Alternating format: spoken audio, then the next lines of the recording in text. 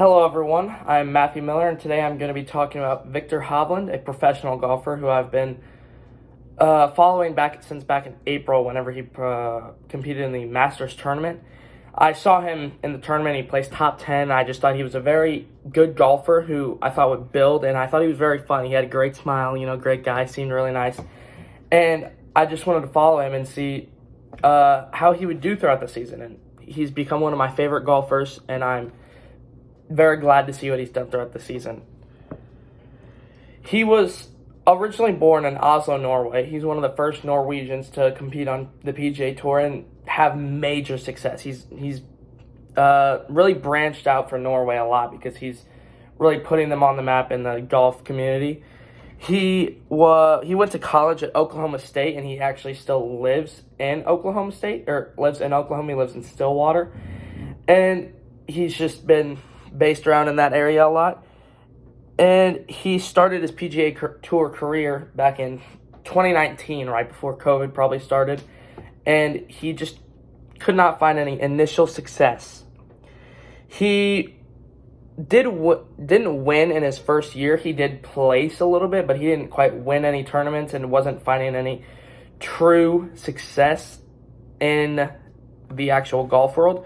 But in 2020, he did in fact win his first tournament in Puerto Rico, and then in 2021 he won, and then in 2022 he also won. But he did not place very well in the majors. In golf, there are 4 majors: the Open, or also referred to as the British Open, the Masters Tournament, the PGA Championship, and the U.S. Open? Did I say that one? No. And the U.S. Open. And he was not, and those are the 4 big tournaments that every golfer wants to win. No golfer wants to lose those. Those are the biggest ones, biggest payouts, biggest media attention on them. And he was not able to place very well in any of those leading up to the 2023 season. But in the 2023 season, he was able to turn it all around, and he started placing well in those. Starting off in 2023, he competed in the Masters tournament where he placed top 10. This was back in April. And it's in Augusta, Georgia, right about an hour, 2 hours from Atlanta. And he placed top 10. This is, as I said, this is where I started noticing him because he was just a very dominant golfer who was keeping it close the entire time but just could not quite pull it out for the win.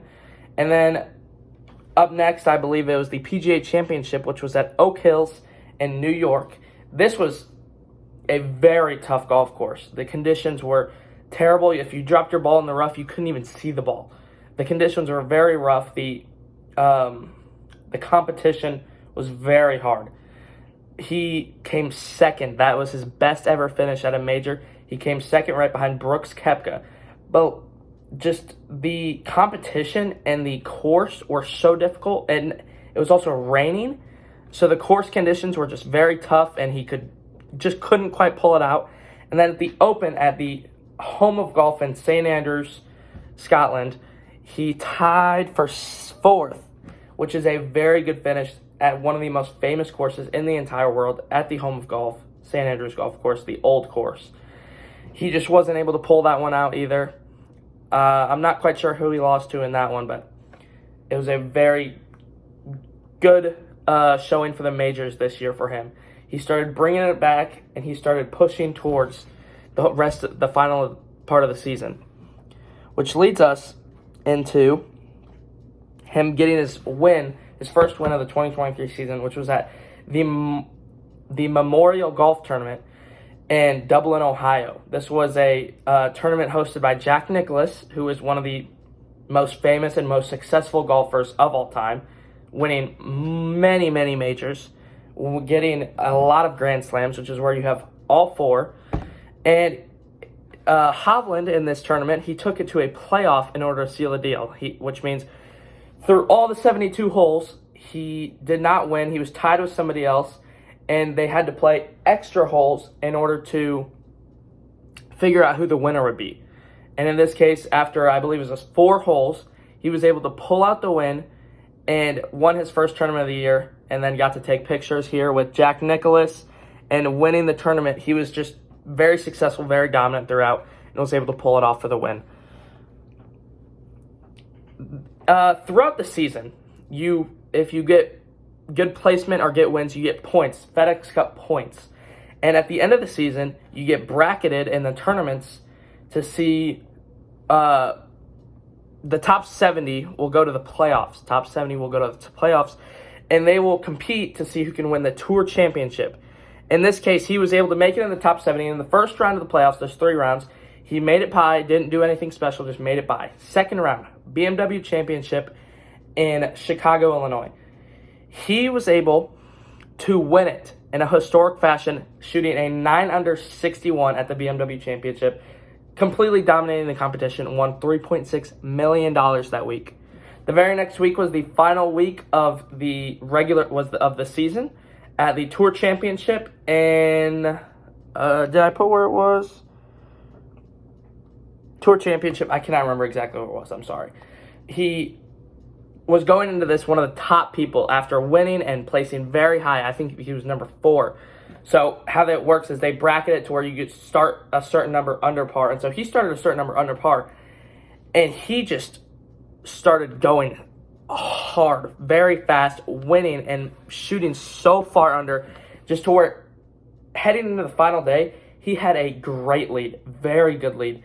And he had a final round of 7 under, ending off 27 under, and winning. His second place, Xander Schauffele, a very successful golfer, ended 22 under.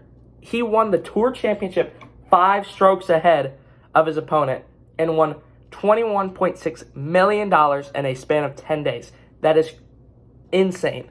Cannot believe it.